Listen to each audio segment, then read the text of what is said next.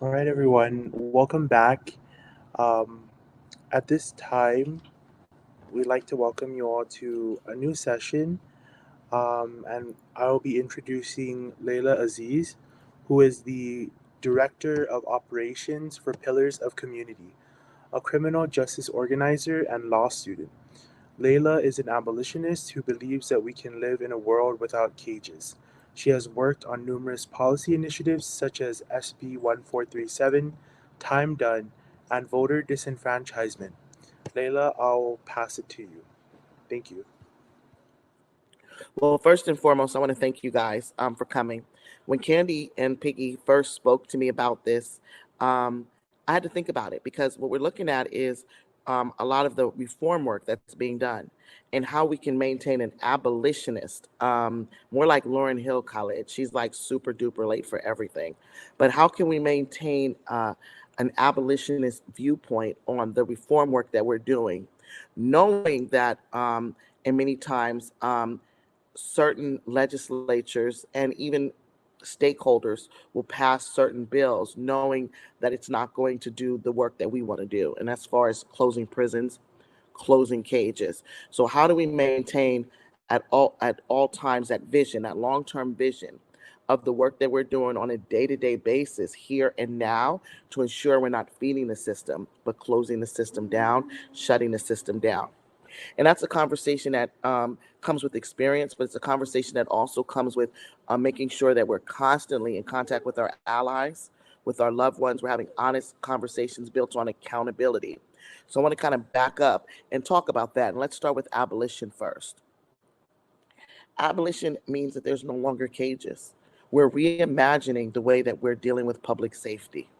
We're reimagining the day-to-day operations, the police, the courts, the jails, the prisons, all of those criminal injustice institutions that are in our community are no longer there.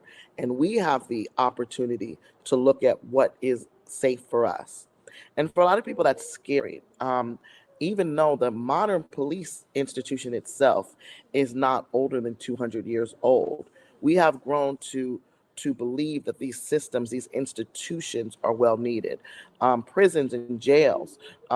Africans and indigenous people had no knowledge of these cages until Europeans came over from the West. So they're also new ideas. One of the first things that occurred when the Westerners came, let's just talk about California and Los Angeles, who has the biggest jailing system, was the Spanish actually caging Native Americans for infractions that were not infractions, laws that were their laws, and actually went against the moral beliefs of the Native Americans.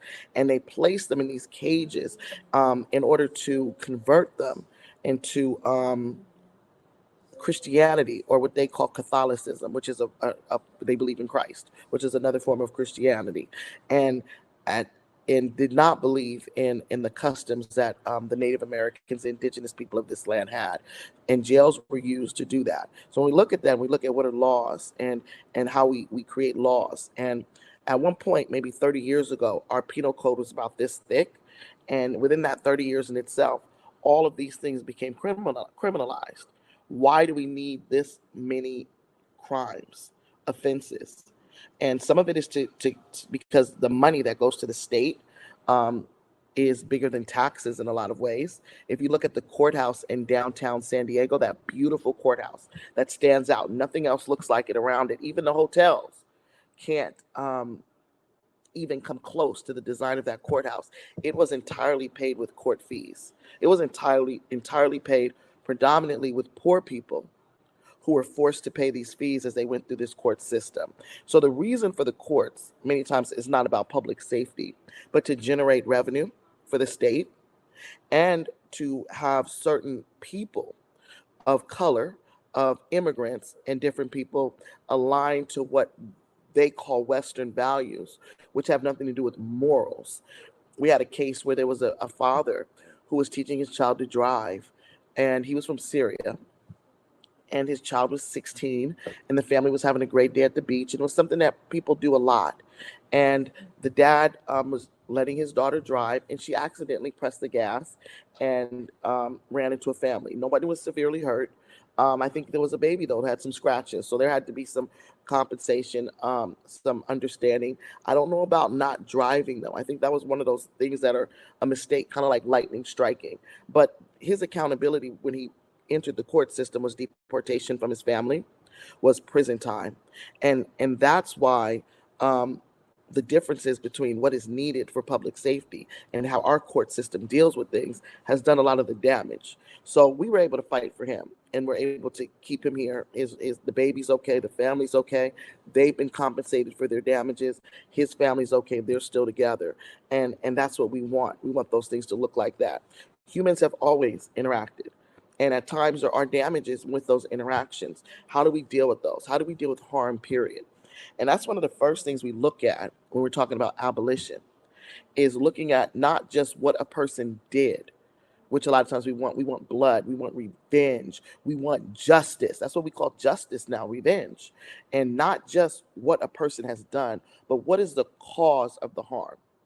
And a lot of times that makes us uncomfortable, particularly the state, looking at what the causes of the harm are, because a lot of times the harm, the victim and the so-called perpetrator have been harmed by the same system, the same institution.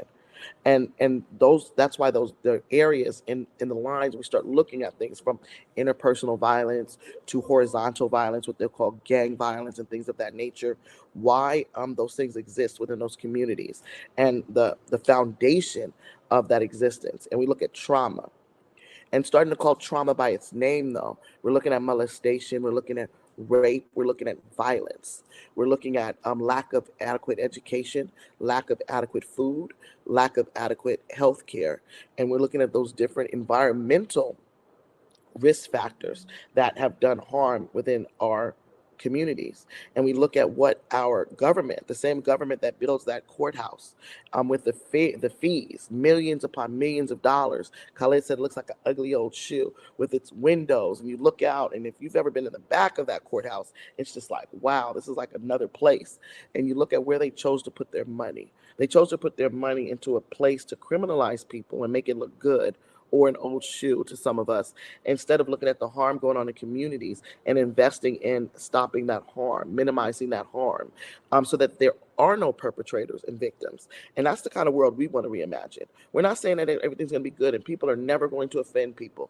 There's never going to be problems. There's never going to be interpersonal issues. We're saying, as we look at the issues, the communal issues, and we start looking at communities as being more communal within themselves. Some of us, our parents are immigrants, some of our parents are from Jim Crow South, so we know how it is to not have to rely and to be scared of calling in the police or the government or institutions, or they just weren't around like that, and how those issues were taken care of. Most of the time when governments got involved, that's when people died in wars and things of that happened. So how do we look at before those times and start to repair that damage? How do we look at elder councils, to look at what's going on in the community and have the power to say these are the things that need to be done in order to repair that person? And you have people like the Zapatistas in Mexico.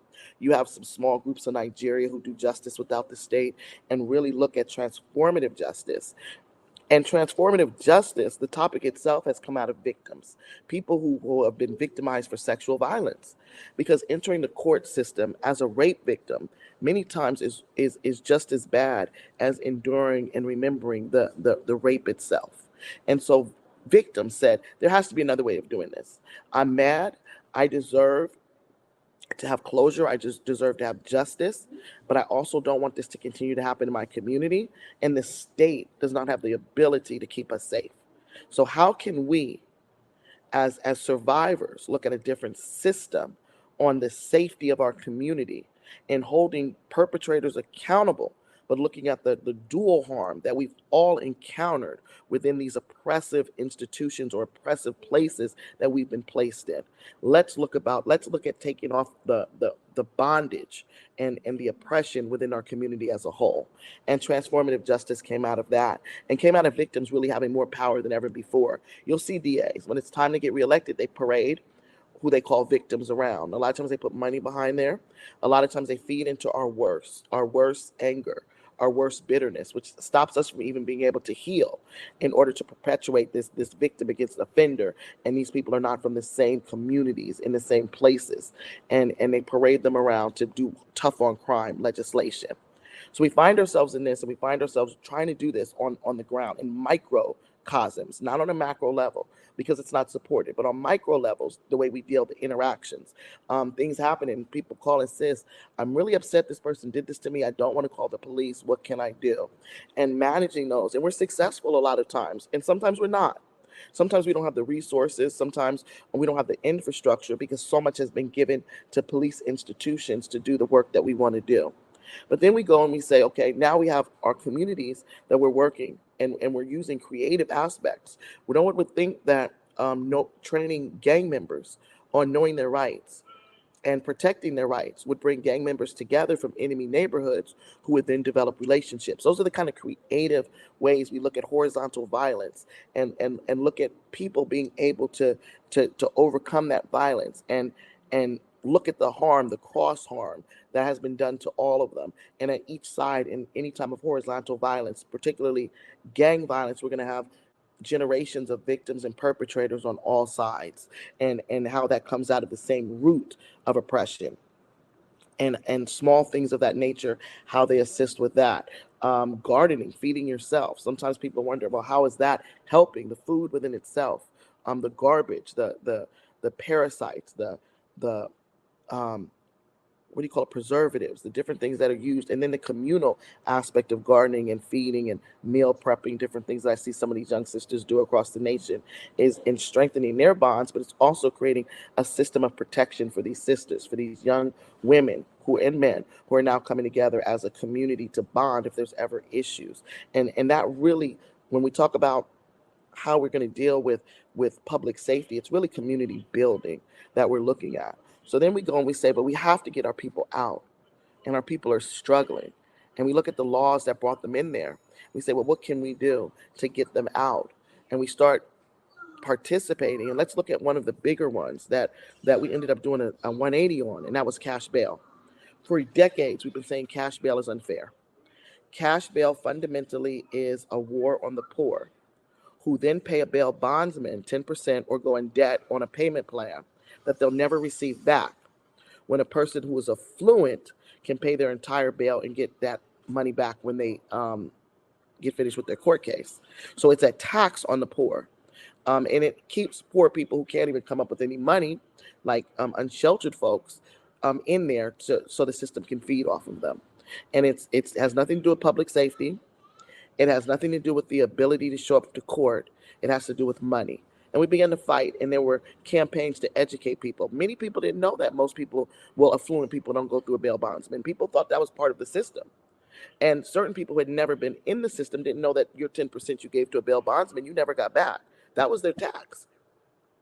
Most people don't know that when a bail bondsman bonds you out, they don't exchange money. They don't give the courts any money.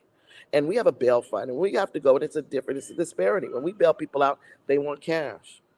If they take a cashier's check, the bank has to be open so they can verify that cash exists. Where a bail bondsman will go in there with paper. And if you don't show up to court, a bail bondsman doesn't lose their money. With a bail fund, if the person you bail out doesn't show up to court, you lose your money. So there's disparities in just the way the system operates within itself. And as we fought this campaign, we fought to eliminate cash bail. And we did well with that, in elevating that and amplifying that to high levels of the legislature, where we had two bills come, both of them, one from the Assembly and one SB 10 from the Senate, to eliminate cash bail. And it ended up being a 2-year bill. As we began looking at this reform, because we're trying to close jails by keeping people out of jails. That's our long-term goal, and why we're looking at this reform movement, and not just backing out of it, period. And that's reform. All you're doing is you can't fix something that's not broken. All you're doing is making it easier, and it's not going to close down the jails. But as we look, if there's nobody in jail, there's no reasoning to have this many jails open. And so we're going to close down cages. But then as the bill is drafted, there's assessments that are on the bill, and there's language. So now the bill doesn't become you don't go to jail for certain offenses. It becomes a risk assessment. And we know people of color, um, younger people, poor people tend to score higher on risk assessments simply because of who we are. The scariest part about this bail proposition was that if you didn't pass the risk assessment, you couldn't then use cash bail to bail out. You were stuck in limbo. And this country, in its historical way of dealing with those of us who are not WASP or Anglo-Saxon white folks, was too scary. And so organizers actually went against the bill and started promoting to not vote for it. And it failed. If that bill would have truly looked at abolishing cash bail, it had been similar to the COVID emergency bail schedule that was released by the California Supreme Court, which basically got rid of every single misdemeanor and a number of felonies that you couldn't be held in jail for during COVID. And public safety didn't, we didn't die. We didn't have people breaking into our houses. Public safety was actually, it's going up. It's going up, period. It has nothing to do with COVID. It has to do with the historical way that violence and different things go up generationally. But as far as where we are now, public safety, we're not in a bad place because of it. And actually, because of the EDD money and people who are in poverty being able to feed themselves and the extra support that came in, our communities are in a better place, a safer place, a place where they're able to feed themselves. And we wanted something similar to that for we wanted something similar to that. That was my mom. I gotta tell you, you could you mute the phone, turn that down to the children. But we wanted something that mimics that, and we haven't received that yet. So we're still high. We're still fighting for that. One of the things that I hold near and dear to my heart in the abolition work that we do, because it's personal for me too, and it's how I really started really looking at the prison industrial slave complex further than the 13th Amendment, but really looking at the laws and saying, hey, and I was brought into this prison abolition by prisoners. So I was baptized by fire, and when I say that, a lot of times we would be very strong in how we stated what could be done and what could not be done and what we would participate in and what we would not. And the prisoners would say, no, we want you to participate in us having the right to vote. We want to vote. And we would like your help with getting us the right to vote. Well, that's kind of reform because now you just have ballots in prison, but really it's not up to us. It's up to those who are behind the in the belly of the beast, behind enemy lines, and listening to what they're saying and knowing that they're abolitionist at its root too. And so I was taught from that, from the Million for Prisoners Human Rights March. And at that time, no one listened. We said the 13th Amendment had a slavery component in it, and we needed to abolish the slavery component. This came out of prisons all across the United States. Prisoners were organizing and coming together, and a lot of that came out of California's hunger strike and the end of racial hostilities within the prisons in California, and how you organize and how you make impact nationally by organizing. And so they started organizing. A lot of the black prisoners started organizing around the 13th Amendment, and they held a march in Washington, and the Central Park Five were there, and the Angola Three were there. You had prisoners from Ohio to South Carolina to North Carolina, Louisiana, Angola, Mississippi, California, all coming together and working on this. And there was no legislation at the time that confronted the slave clause in the 13th Amendment. And you saw the first state, Colorado, come up and try to abolish indentured servitude and take out slavery. You had an elder Lee Wood who's been working on this for decades. And a lot of us were getting, prisoners included, were getting guidance from Lee Wood's work. And there was media, and I was lucky enough to be brought into the executive team of the Million for Prisoners March, and then became the media spokesperson, but always spoke for the prisoners. My message was always theirs. And so seeing California now abolish slavery in our Constitution, because and this is reform, but looking at it, these prisoners have gone to the human rights, to our international bodies, to the UN and the Human Rights Committee of the United Nations to challenge America's slavery clause, because the United Nations wording against slavery is much different than ours. It doesn't allow a loophole. There's no criminal loophole that if you go to prison, you can be an indentured servant or a slave. That doesn't exist. And so they went international, plus they went nationally, and their voices were heard. And a lot of lessons were learned on how to get a constitutional amendment done, and how a certain amount of states must have a constitutional convention in order to get this done. And then what are some of the things that can happen if you have a constitutional convention? But slowly, before you do that, and it's the same way with the abolition of slavery, you have to have states themselves. The way our government is this government is our government. This government, sometimes I get fooled and think I have a little bit more power than I really have. This government has changed its laws. And so California having this, and other states now having this, that's going to go on to our ballot probably next year to eliminate and abolish slavery, is exciting. But it also demonstrates the work that needs to be done, where they tell us we have to get signatures to have a ballot initiative, and we need $5 million to get enough signatures. Our legislature can do this with 2/3 of the vote at any time. And we saw this with prisoners or parolees' ability to vote. That's another reform mechanism that could lead to abolition. Why would parolees being able to vote lead to abolition? Because as they're enfranchised and able to vote, those are the laws, those are the ways that we put legislatures into position to abolish the prison system itself. So these steps, these tiers that we're going through, they're meaningful. And it's gonna, in my opinion, it's gonna have a revolutionary change on how we're able to deal with and bring down a paradigm that America, the paradigm of punishment, that America seems to be just driven by, and together reimagine public safety. And mostly, when people look at abolition, they look at their worst nightmare. They close their eyes and they think of the worst thing that could happen and what they would want to happen to that person. And the issue is that governmentally, on a day to day, governments make your worst nightmare come true legally. When they go into countries and they bomb countries, when soldiers rape women in those countries, when nothing is done, this happens all the time. So we're not going to be able to outlaw our way around human evolution of love.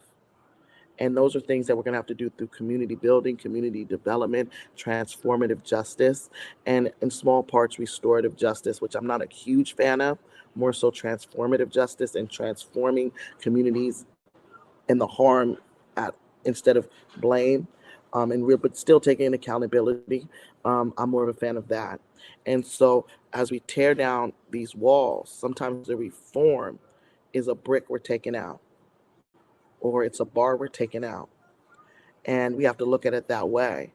But we still have to be critical in looking at, is this reform long term going to hurt or help our goal towards abolition? Thank you so much. I want to answer questions. I want to talk to folks, see what you're doing, see where you are. I don't want, do we have a way where people can either type what they'd like to say or unmute their computer? I would love to answer any questions, or if I don't know the answer, because I don't know everything, try to get an answer for you. Yeah, Layla, there's a question in the box, the Q&A from Lily, Sure.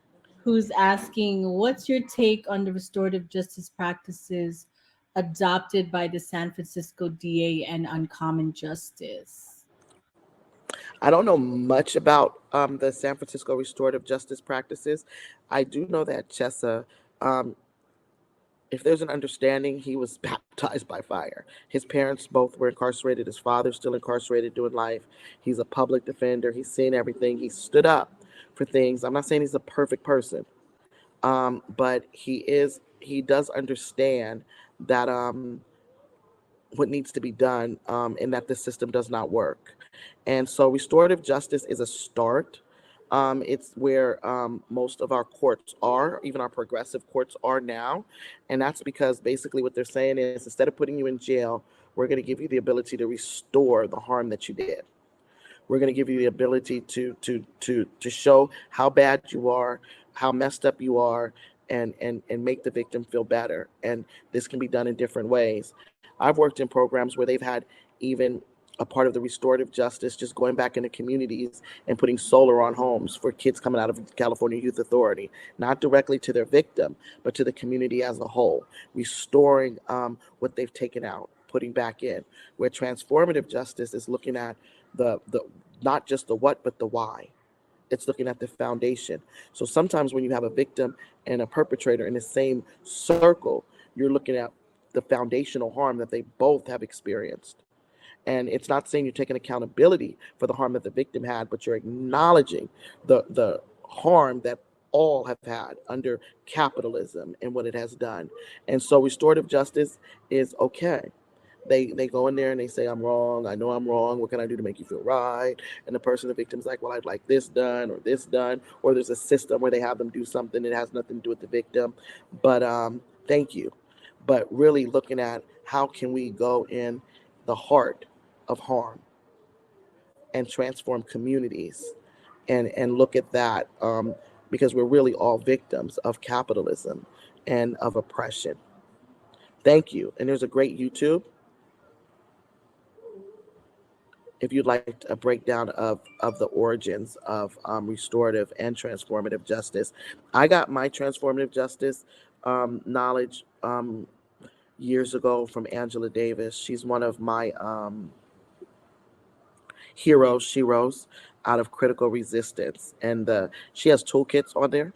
Critical resistance does. They have breakdowns that walk you through implementing transformative justice programs in your community or in your space or anywhere that you would like to. And these curricula are developed by survivors. Those are the ones who brought transformative justice really into our communities. Any more questions? Yes, there's one more here. Have you ever been involved with a tactic that ended up being a reformist reform? How did you pivot, or what did you learn from that experience? Good question, Stacy. That's an excellent question, Stacy. And are you talking about Kim Moore? She's gonna be speaking later. Kim dived into, if this is Kim Moore, she has dived into I don't think the Mimi Kim, but some of our sisters and brothers in this movement have dived into transformative justice to the point that they're experts. So please, really, if you want to know more, attend their sessions. They know transformative justice like we know the prison industrial slave complex. And we learn with each other because we're interconnected in the work that we're doing. So things that there's probably so many, but let's start where I was in traditional nonprofit industrial complex. If you have a chance to read The Revolution Will Not Be Funded for 21 years. I worked my way up the ladder, started from a door knocker, organizer, to a national director. Had my desk with my AC and my big wooden desk that no clients could even come up there because I was so big now they couldn't come to me. And participated in so many different things that didn't work. It wasn't even funny. And it led because I began my prison work, abolition work while I was there. So I was kind of leading kind of a dualistic life where I knew this was not working. I would talk to some of the brothers in there like, hey, we're doing this. And they'd be like, that's not going to do anything. And a lot of it were those diversion programs, the restorative justice programs the DA was doing. Imagine being a slave and the slave owner telling you there's a way for you to get free. If you don't run away, there's a different way for you to get free. There's no way that way for you to get free is not going to do more for that slave owner than you. And you might get free at 80 and 70, but if you would have ran away, you'd have been free right now. And so I look at things kind of from that point of view. Why is the DA diversion, restorative justice? There's something in there more for you than really community, public safety, in our words, in the way we do it. But I sat at the table and they would do things like that we wrote on a wall. So instead of you going to jail, we're going to put you in diversion. Or it would even be better, you were out past curfew. And then it came to the point, but why are you putting kids in jail? Why are you putting kids in the system for being out past curfew? And so those, thank you, Stacy. Those issues and participating with those were actually feeding the system, not helping the system. They get these kids. They would do curfew sweeps. Oh, I went to one, and I had enough sense to know that was just all bad. I'm not participating in that. I had enough critical sense and enough education to know when I went to the first curfew sweep what that was about. And they would 10 o'clock. All these social service providers would get together, only in the Black community, only in the Black and brown communities where they doing this. And they would go down to one of these schools, and they would all set up shop, and you'd have these service providers, and the police would be there, and the police would go out at 10:01, and they would just look for underage kids. They put them in these handcuffs, these plastic handcuffs, bring them back, and then their parents would have to come in. So you see parents in their pajamas coming to get their kids at 11 o'clock and all of these different things. And a lot of times you had kids that were coming from sports, they'd have to travel to go to a basketball court, coming in from the trolley. Their parents don't have transportation. You have parents who could barely get their kids. They didn't have transportation to get to the school to get their kid. And you saw the criminalization of poor people. And then after that, they would have to do an 8-week diversion program where they would just show them dead people. Because I was at basketball practice at 10:05, I'm coming from the trolley. You want to show me dead people? Like, why? And really looking at that and how you deal with that. And never would do this in La Jolla. Those kids could be at the beach until 11, 12 o'clock, and that was okay. They could surf, they could do their drugs, they could keep the people off, fight them, and make sure these other people, these out-of-towners, don't come on their beach. Whatever they needed to do, the police weren't there. But they were in City Heights, they were in Barrio Logan, and they were in Southeast. And I went in there and I said, this is ridiculous. This is absolutely ridiculous. But even after calling them upon that, on the other area, once they put them in the diversion program, we would get those kids and we would put them in internships because you had to have police contact, and those kids all did then. So we still were participating, even though we were telling them the curfew sweeps were wrong. Once they got them in and they started showing them dead people, we would get the kids and try to give them job training. But it still is feeding the system. There should never be a curfew sweep. And if there's a curfew sweep, we should be there protesting that sweep that's criminalizing Black and brown children who probably have just basic transportation issues.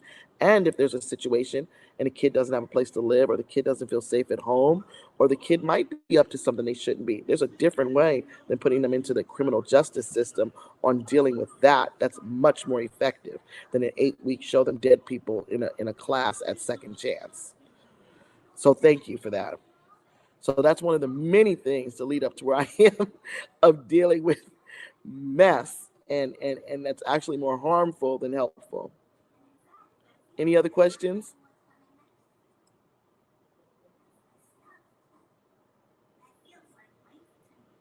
Thank you for those links, Stacey. Keep them coming. There's another one too we all read by Miriam. How do you say Miriam's last name, Candy? Kaba. But yes, we do this till we free. I'm in the middle of that book now, but it's an excellent book. Okay, let me go on my Kindle reading list of just some of the fire that has been transformed. We do this till we free us. And then there's Beyond Survival, Strategies and Stories from the Transformative Justice Movement. That's also a very good book. And if you want to go deeper into transformative justice, and definitely go into Critical Resistance's page and look at all of their toolkits they've put together. We're still fighting bail. We're also picking up a fight because if no one, a mom told me once, and we have a participatory defense hub. And a participatory defense hub is when volunteers, mostly those most impacted by the criminal justice system, work to tear down the criminal injustice system. And we do this by strategizing case by case. So a family member will come in, they have a loved one who's facing a lot of time. It's normally unfair. And what they do is they come to our hub, and people who've dealt with it, like Miss Cheryl and Miss Nene, whose sons have been involved in the criminal justice system and gone to prison, help them navigate through the court system in order to ensure their loved one isn't over-sentenced or wrongfully convicted. And so in there we do court watching also, where we're in the court so much we see all the crap they do, and we call them on it. And we're seeing that we were able to do court watching through the YouTube or Zoom, and Microsoft. They use Microsoft and YouTube, but after COVID, and we're still in COVID, so there's no after COVID, but recently they stopped those live streaming. And so people who are immune compromised or disabled, now they have to put their health at risk in order to see what's going on in their government.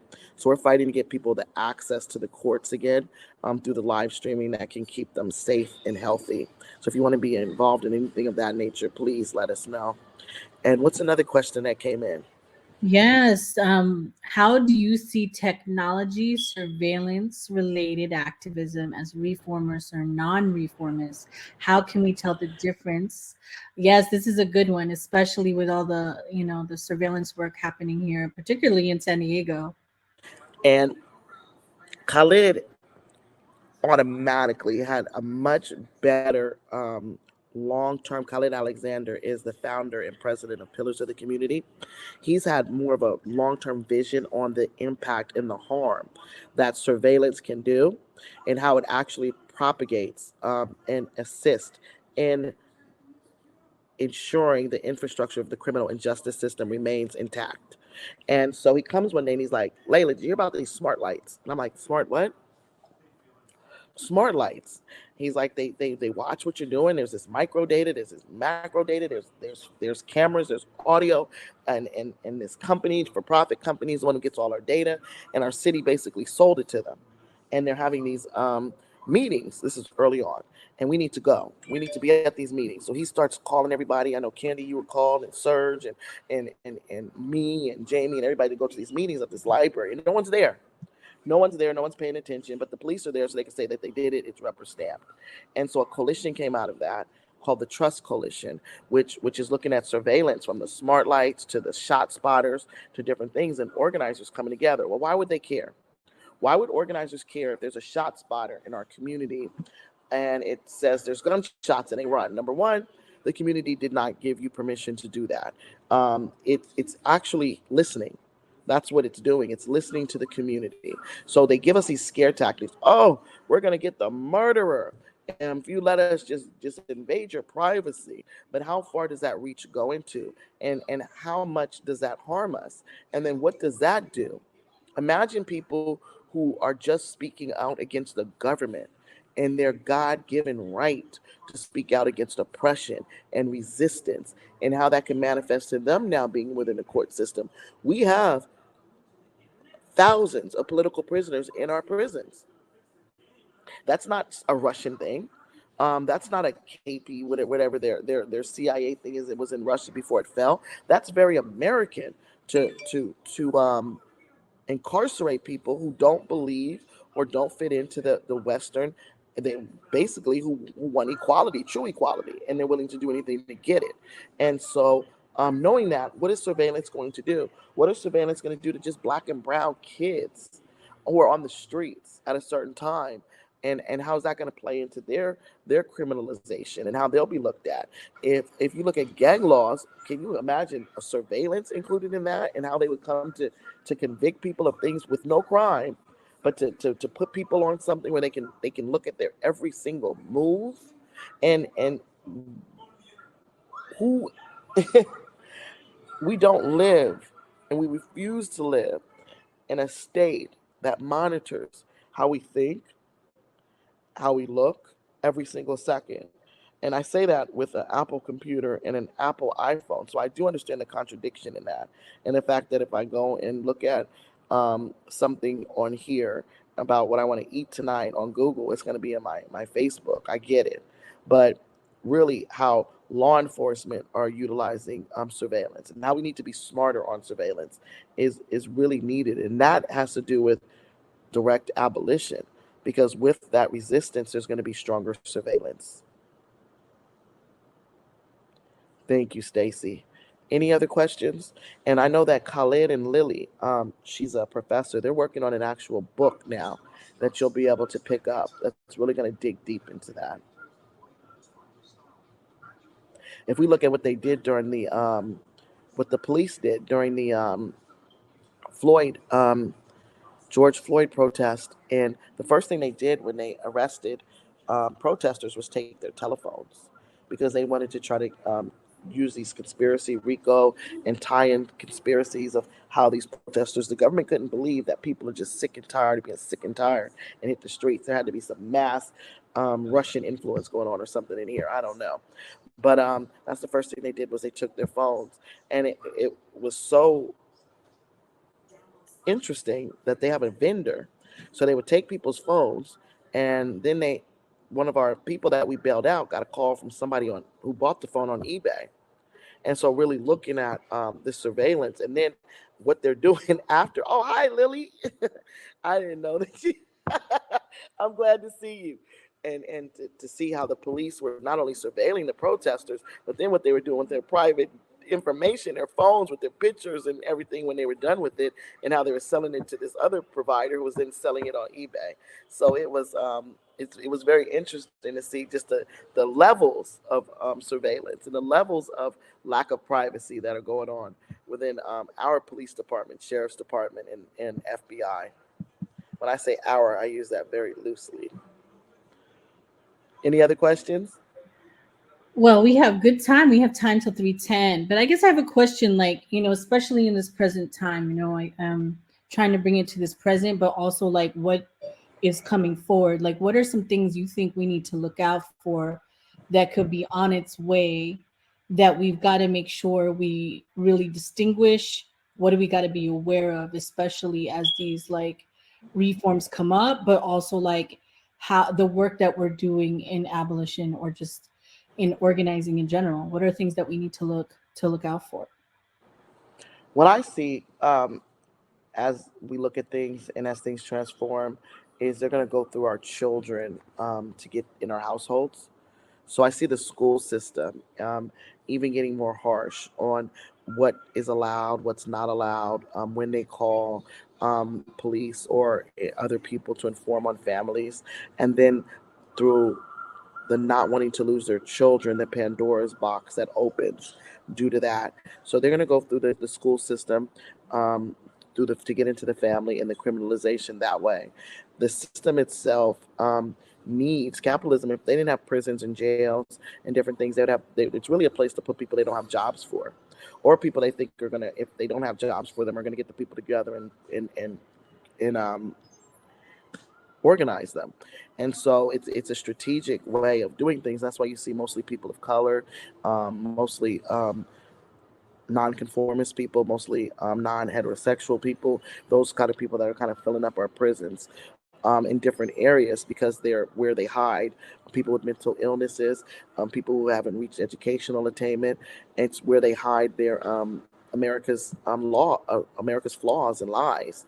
Some of the most brilliant black men and Mexican men and Hispanic men I see in prisons. And I'm like, how did this end up here? Because those were people that when they were young, they were looked at as probably people that could be revolutionaries. So after the civil rights movement, our criminal justice system adapted to identify through systems who would compromise the state of being and what is now and lead a true revolutionary change, whether through force, through education, through protesting. They were identified and they were taken out of their communities. And we have just a lot of those. And a lot of those guys, they say, are street organizations and different things like that. But historically, we know that street organizations is what created the Black Panthers.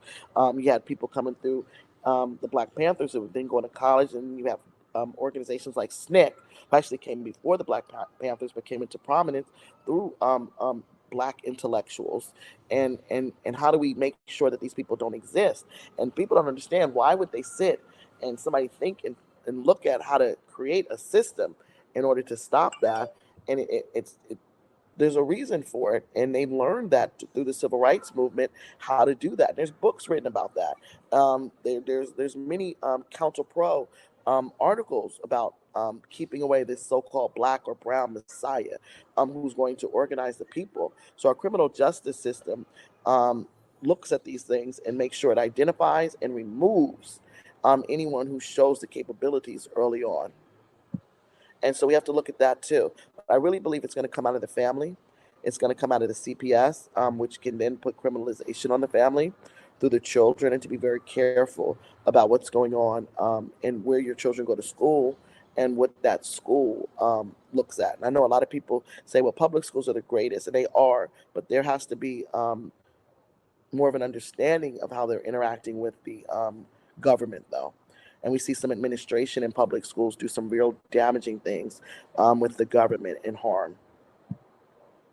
Right. Thanks for lifting that up with the carceral state and how they do with the school to prison, the pipeline with our education system, and that's going to be a constant thing. Yes.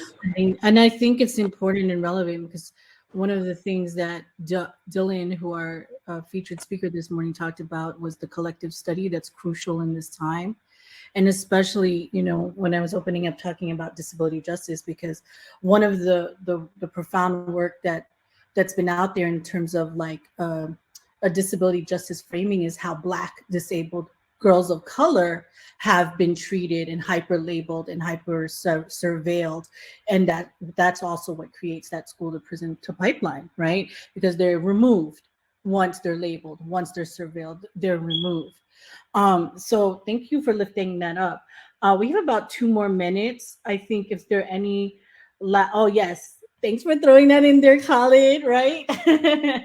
Actually, he's actually having his campaign kickoff today. So shout out to Marco Amaral, who's running for state chancellor. So thank you for shouting that out. Yeah, so any last words that you might want to share with us in this time before we end this session with you, Laila? It's been such a pleasure having you here with us. I finished a Freedom and Justice campaign with ASC, Asian Solidarity Collective, and we work directly with 4 prisoners and telling their stories and fighting for their freedom. And from what I've seen in the Lewis decision from the Supreme Court, 3 of them have a very good chance of coming home. One is in the courts now, 2 are in the appellate's court, and one who's in the appellate's court is in the Supreme Court. And these were Asian, Black, and brown prisoners that we were working with. And being a part of that in any of Asian Solidarity Collective's committees or the work that they're doing, get involved, because this organization has always been we're like sister organizations. We hold a lot of the same viewpoints in the way that we look at this world. And please, if you have $1, give $1. If you have $20, give $20. I know I'm going to go on here. We all have Netflix, and I keep telling myself, you have Netflix. Anytime a good organization needs you, you have Hulu. Turn off Hulu, because we need that. And we need to be able to keep organizations like Asian Solidarity Collective here, so prisoners like Donald can have a place to go in order to fight for his freedom and truly have a support system there. And we can manifest this together as we link arms, and which makes us even stronger to tear down the prison industrial slave complex. Thank you for having me. And please keep doing the great work you guys are doing. Thank you, Laila, as always, dropping the knowledge with us. I appreciate you so much. It's been an honor to work with you over the years. You too. Always learning from you. Thank you so much, sis. Same. All Thank right. you. All right. That's Laila, always with the truth. We're going to head over to the main stage where we're also going to have our featured speaker joining us. So we'll see you there. Slide on over.